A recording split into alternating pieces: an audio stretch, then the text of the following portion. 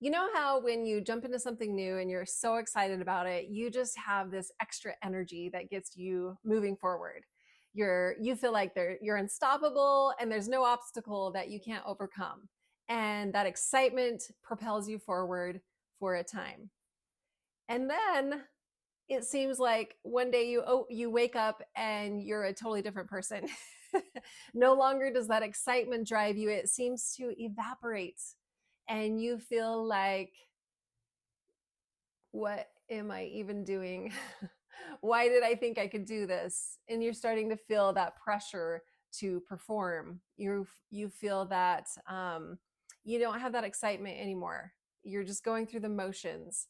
And this is where a lot of people, from what I've seen, begin to, and I've even done this as well. This is where a lot of people start to pivot and change directions. And then they're excited, they get started again, and they're all in. And then eventually they wake up again one day and they feel like, this isn't it. And so then they pivot and change directions again. And they're just kind of like moving laterally like this, back and forth, back and forth.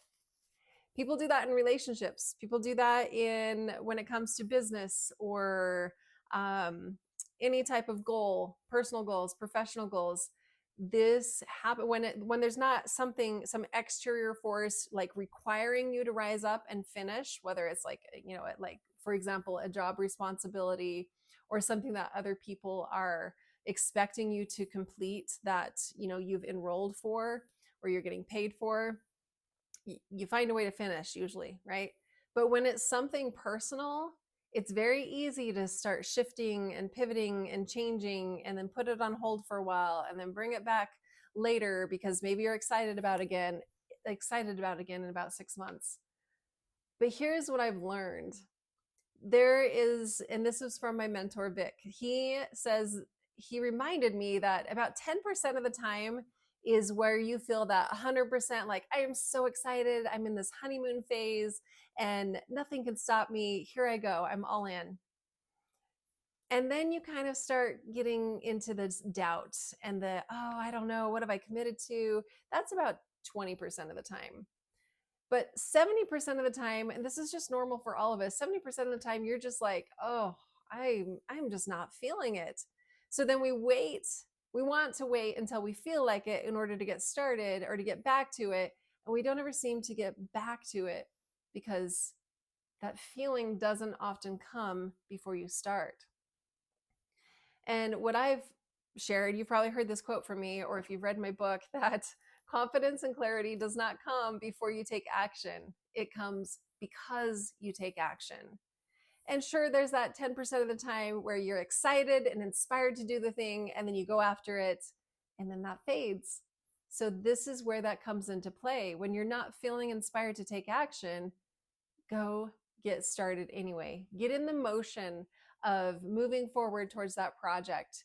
And even, Dr. Irene O'Brien, she's a neuroscientist. I've trained with her, with her program. She says that motivation comes when you start with a tiny little task. Just do something. Just do something to build that momentum so that you can start moving forward and tap into that inspiration. So if you are currently feeling like you have fizzled out from that goal that you know is important to you, and that you know that you were locked in at one point, but you're just fizzled out and you feel like, well, you're starting to question that, I challenge you to just put in the time and put in consistent effort and recognize that it's okay that you're not feeling that insane honeymoon phase of love and excitement for what you're doing. It's okay. It doesn't mean you're on the wrong path. Sometimes just getting back and doing one little simple thing and keep moving forward on that will help you tap into that inspiration that you need to move you forward.